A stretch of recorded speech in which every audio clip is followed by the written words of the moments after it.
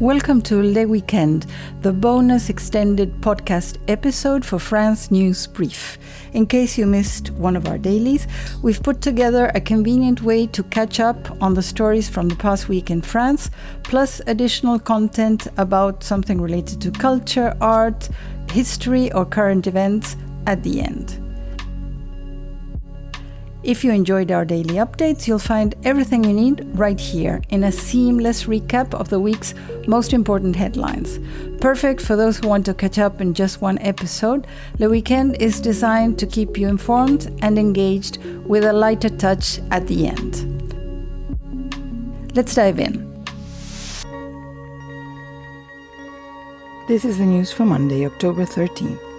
France has confirmed an outbreak of highly pathogenic avian influenza or bird flu on a farm in the north of the country, authorities said, as Europe faces a seasonal upturn in the deadly disease, as reported by Reuters.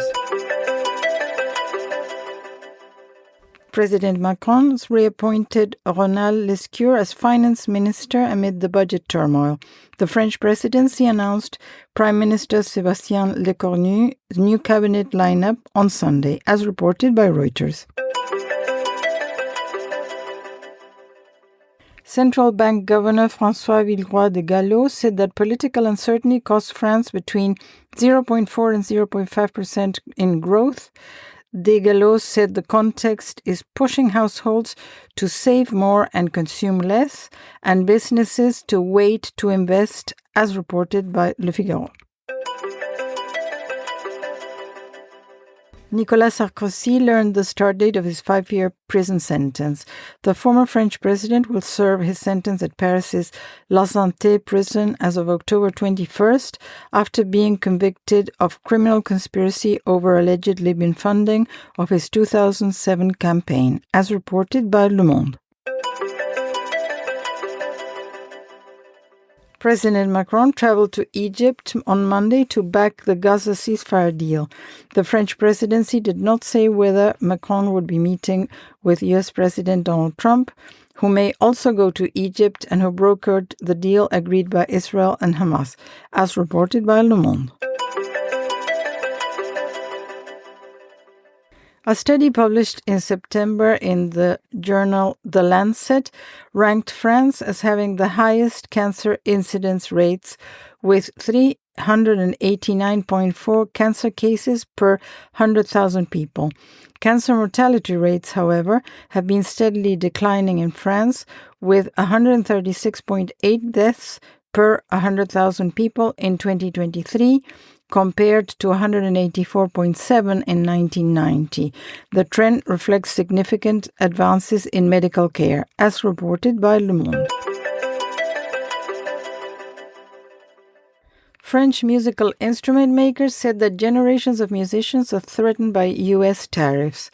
The United States has added a 15% tariff on European goods since August, and while wine, aerospace, and luxury items have been among the hardest hit, French musical instrument makers are also struggling, as the U.S. is a key market, buying half of all musical instruments made worldwide, as reported by RFI. The prefectures of several departments in the Côte d'Azur have presented proposed measures common to all ports regarding the regulation and reception of cruise ships, following consultations with various stakeholders, a subject that has been of much controversy in recent months. During the summer period, July to August, a maximum of 15 ships per month will now be accepted in Cannes, Nice, Villefranche-sur-Mer, Beaulieu-sur-Mer, and Menton, as reported by Le Figaro.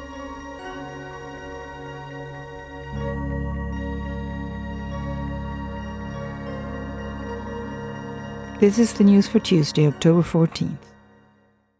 French Prime Minister Sébastien Lecornu on Tuesday proposed suspending President Emmanuel Macron's landmark pension reform that raised the legal retirement age by 2 years to 64, as he sought cross-party support for his 2026 budget, as reported by Reuters. In related news, Prime Minister Lecornu will present the budget to cut the deficit to 4.7% of GDP by the end of 2026.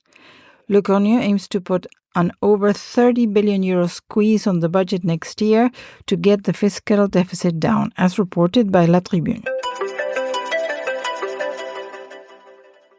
The 2025 Nobel Prize in Economics was awarded to Frenchman Philippe Aghion alongside Israeli-American Joel Mokyr and Canadian Peter Howitt for their seminal work in innovation-driven growth and creative destruction, as reported by Le Figaro.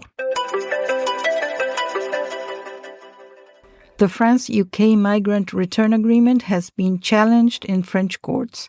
16 organizations requested the suspension of the one-in, one-out agreement, arguing that it should have been ratified by France's parliament, as reported by Le Monde. Airbus is revamping its Toulouse factories to meet 10 years of orders.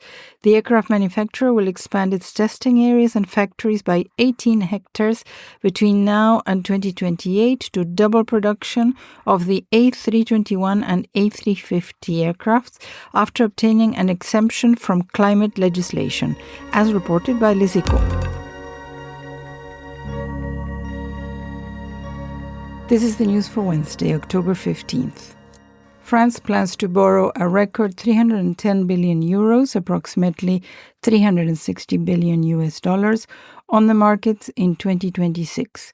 The Treasury said that after the record raising of 300 billion euros last year, 310 billion will have to be raised on the markets in 2026 to finance the public deficit and refinance debts coming to maturity, as reported by Le Figaro. Microsoft is set to avoid French antitrust investigation as its rival says its complaint will be dismissed. Regulators are planning to dismiss a complaint by French search engine Qwant, as reported by Reuters.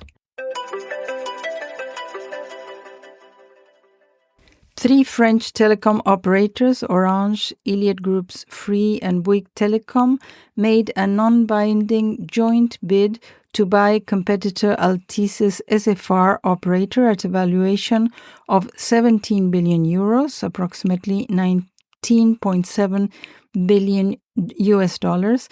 The distribution would be approximately 43% for Bouygues, 30% for Free, and 27% for Orange, as reported by Le Figaro. Germany and France signed an implementation agreement for a satellite-based early warning system called Odin's Eye, which is meant to significantly improve Europe's ability to detect missile launches, as reported by Reuters. Tenders for the 2030 Winter Olympics are at the starting gate, worth 4.8 billion euros, around 5.6 billion US dollars. The organizing committee for the 2030 Winter Olympic and Paralympic Games and Solideo, the engineering company, are launching their first call for tenders for spectacular and sustainable games, as reported by Les Echos. The proposed 2026 budget contains the creation of new parental leave. The planned increase adds 2 months to the existing maternity leave, 16 weeks currently, and paternity leave, 28 days, as reported by Le Figaro.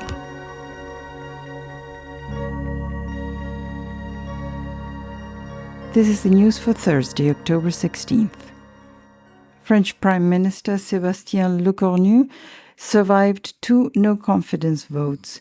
The days-old government won a temporary reprieve and the chance to deliver a budget for 2026, as reported by Reuters. The French Competition Authority has authorized unconditionally the acquisition by the European aircraft manufacturer Airbus of certain activities of its subcontractor Spirit Aerosystems, as reported by Le Figaro. The Provence-Alpes-Côte d'Azur Regional Council will officially vote on the award of a new batch of regional TER train lines open to competition to French railway operator SNCF over competing bidder Transdev, as reported by Le Figaro. The French construction industry wants a planning policy to build 448,000 new homes per year.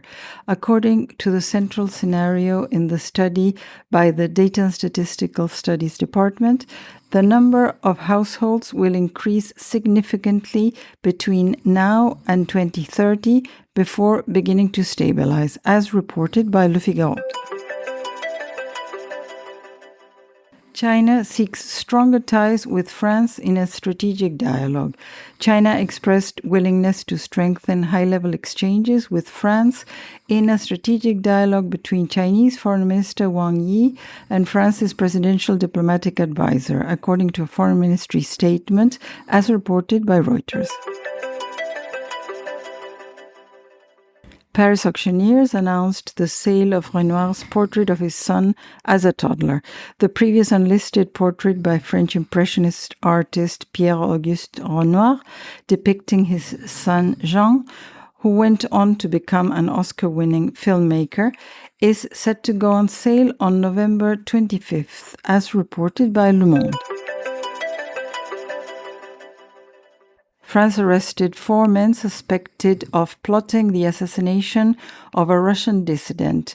The National Anti-Terrorist Prosecutor's Office said the men were involved in a suspected plot to assassinate a Russian refugee living in southwestern France who leads an NGO that documents torture and abuse in Russian prisons, as reported by Le Monde.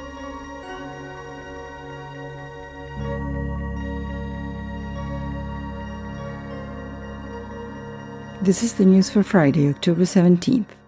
France suspended beef exports and warned the future of its cattle is at risk as lumpy skin virus spreads.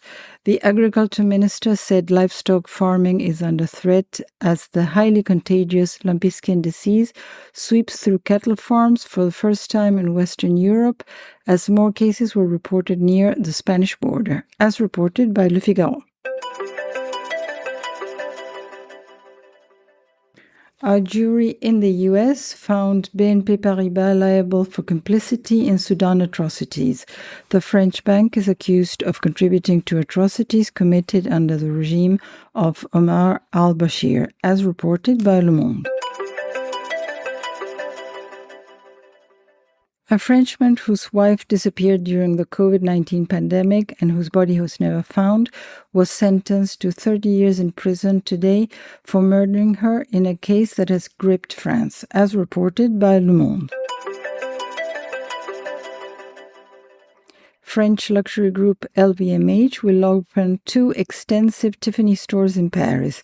To boost dwindling sales, the luxury group plans to open a 2,100 square meter store for the New York jeweler in 2028, next to its main rival Cartier, as reported by Le Monde.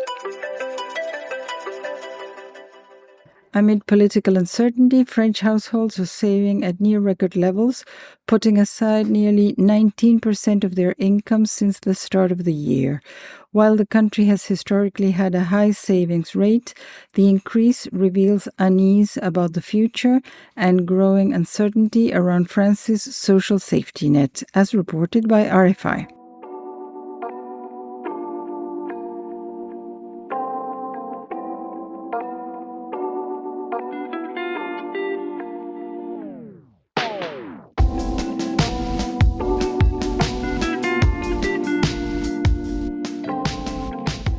And now that you're all caught up with the main headlines from the past week, it's time for our bonus story.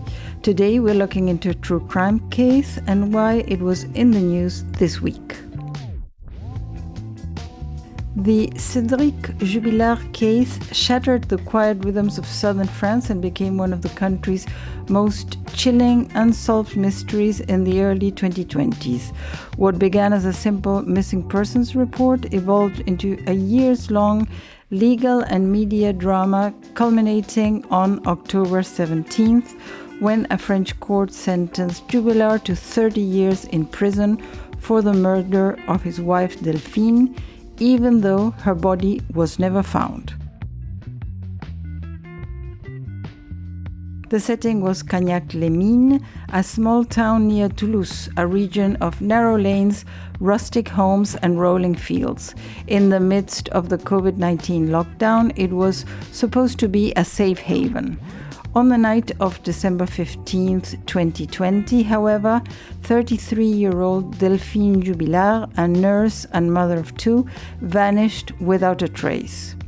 She was reportedly preparing to leave her husband and had begun seeing another man, a fact that would soon become central to the prosecutor's arguments.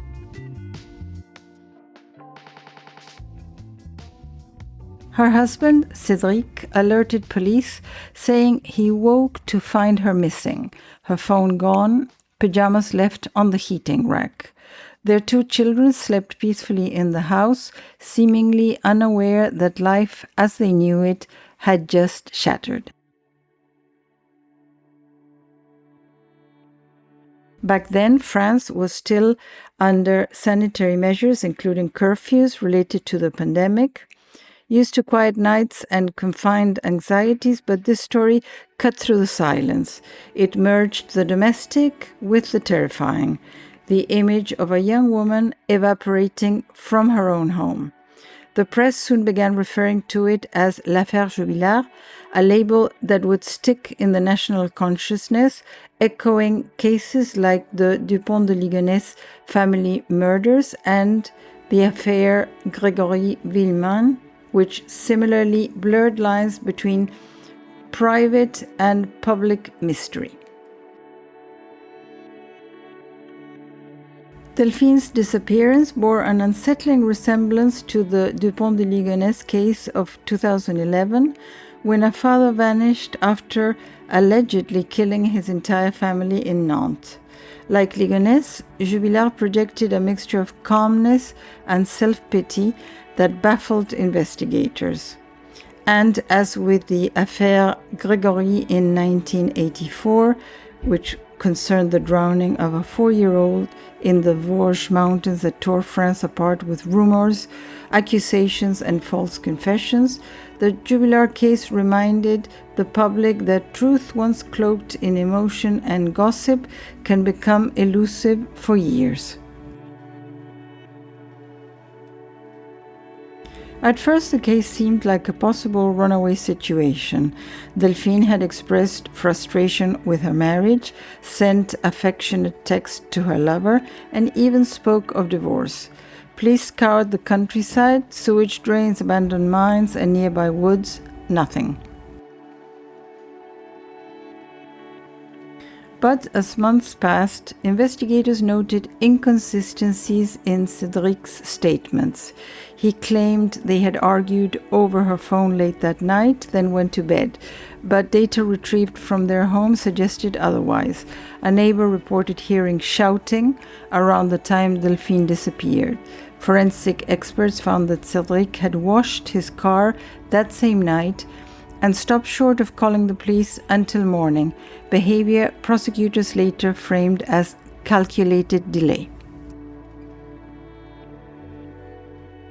Still, the absence of a body made the case deeply problematic.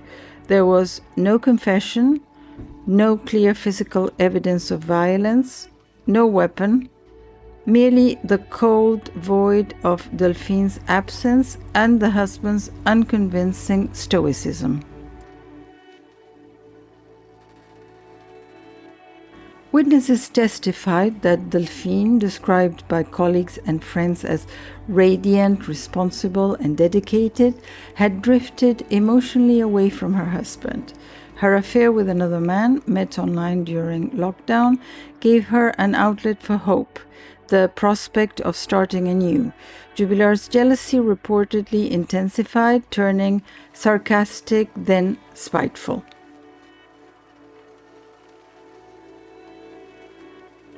During the trial, text messages between them were read aloud, revealing the tension simmering beneath the facade of domestic life.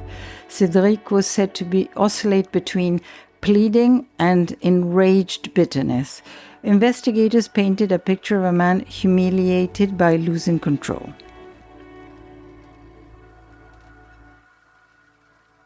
There was something especially complex about the timing.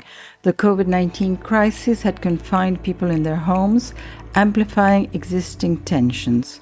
France had seen a rise in domestic abuse reports during lockdown, over 30% in some months of 2020. What might once have been sublimated in the distractions of daily life now boiled in proximity. Delphine's case became a symbol of gender-based violence, but also of the claustrophobic despair that seethed between closed doors across France. By the time the trial opened in October 2025 in the Assize Court in Albi, the courtroom had become a theater of national fascination. The press galleries were packed. Family members, friends, investigators, and journalists all fought for a glimpse of the man at the center of the storm. Cédric, 38 by now, appeared gaunt but defiant. He repeated what he had always said. Je tiens à dire que je n'ai absolument rien fait à Delphine. I stated that I did absolutely nothing to Delphine. His defense team urged the jury to consider the lack of physical evidence, arguing that the prosecution relied purely on psychological conjecture and circumstantial proof. They claimed Delphine could have left voluntarily, staging her disappearance to start a new life. But these theories unraveled under scrutiny. Delphine had made plans for Christmas with her friends and children. Her lover testified that she had promised to leave her husband openly, not vanish into thin air. Messages found on her phone contradicted the idea of flight. Prosecutors leaned on emotional logic. They portrayed Jubillar as a man driven by possessive rage, humiliated by abandonment. They spoke of a marriage already fractured, of a night of explosive anger ending in an irreversible act. The fact that he had begun remodeling work around their house in the weeks following her disappearance struck a disturbing chord. Was it a way to cover evidence? Witnesses described his demeanor as chillingly indifferent. One recalled how, while others were frantically searching for Delphine, Cédric made jokes at the gendarmerie. Another said he seemed relieved when speculation blamed others, even the lover, even Delphine's friends. Without a body, the prosecution's brilliance was in weaving circumstantial fragments into an emotional tapestry. Investigating magistrates concluded that a pair of Delphine's broken glasses, along with testimony from the couple's son and screams heard by neighbors, indicated that an argument led to her death. But Jubillar denied these claims. Prosecutors built a story of control, fury, and denial, one that jurors, many of them parents themselves, found relatable in its human frailty. It became not just a question of did he do it, but could he possibly not have done it?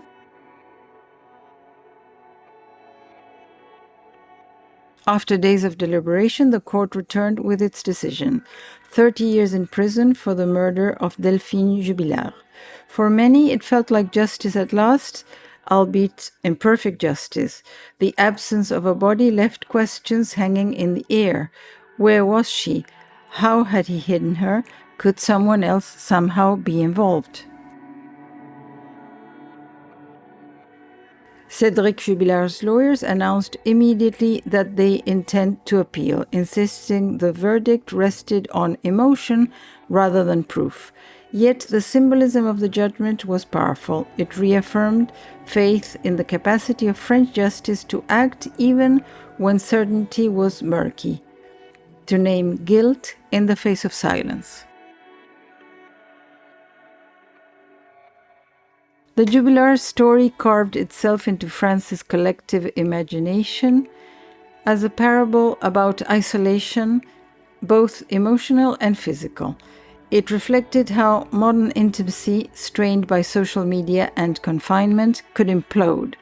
News outlets debated whether the verdict marked progress in recognizing domestic femicides or exposed the perils of convicting without a body. In any case, the Jubilar affair opened moral dialogues in France about masculinity, class, and the illusion of domestic bliss. It turned dinner tables into investigative panels and inspired long podcasts, forums, and speculative documentaries that blurred journalism and obsession. Each year, on average, in France, around 100 women are killed by their partners or ex-partners, a grim statistic that activists chant at vigils and demonstrations. Delphine's name joined their roll call, though her body was never laid to rest. Public murals commemorating her began appearing in small towns across the South, a haunting reminder that beneath the verdicts lie unanswered questions. Could social services have intervened sooner? Could isolation during the pandemic have been addressed differently? The conversations extended beyond crime into social issues. From the beginning, the media played an outsized role. Talk shows dissected Cédric's smirk, his posture, even his grammar. Newspapers ran side-by-side photos. Delphine smiling at work in her nurse's uniform, Cédric staring blankly at a courtroom camera. It was a morality play for modern France. Podcasts took the story global. International parallels were drawn to cases like Scott Peterson in California or Chris Watts in Colorado, other husbands whose wives vanished under suburban normalcy. The notion of the missing wife became a chilling archetype of love, betrayal, silence, and discovery. In each of these stories, the line between empathy and voyeurism blurred. Was the public fascination a form of justice or exploitation? French sociologists argue both, that keeping such stories alive sustains vigilance against domestic violence while also revealing an appetite for tragedy as entertainment. For Delphine's family, the verdict offered partial closure but no peace. Her mother, who had led marches with banners reading "Justice for Delphine," told reporters she still dreams of finding her daughter's remains. Her children, both under 10 at the time of her disappearance, will grow up shaped by absence. For Cédric, even if he maintains his innocence, the court of public opinion seems sealed against him, as it did with Patrick Dills, who was accused of the murder of 2 boys in Montigny-les-Metz in Moselle on April 30th, 1987, at the age of 16. In January 1989, the court sentenced him to life imprisonment for murder. In April 2002, after spending 15 years in prison, he was exonerated. In France, true crime has an almost literary quality. L'affaire Jubilar fits this lineage perfectly, part domestic tragedy, part national obsession. As the gavel fell in Albi that October afternoon, it closed a chapter in one of France's darkest lockdown tales. But for listeners of this story, it also opens a vast terrain of reflection about truth, justice, and the stories we tell ourselves to survive.